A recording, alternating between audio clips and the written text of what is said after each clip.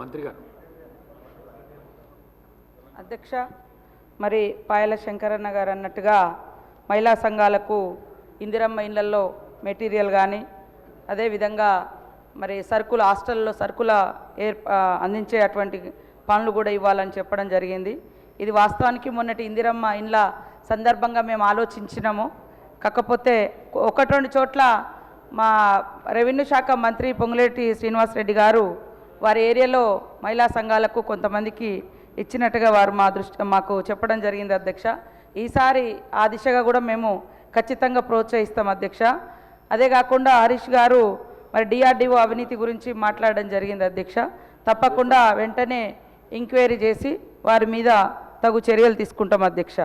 అదేవిధంగా గండ సత్యన్న గారు కూడా ఇప్పుడు మన ప్రభుత్వ ఆధ్వర్యంలో మరి మహిళలకు ఇస్తున్నటువంటి అభివృద్ధి కార్యక్రమాలకు సంబంధించి చెప్తూ మరి వారు ఒకటి ప్రతిపాదన కూడా తీసుకురావడం జరిగింది.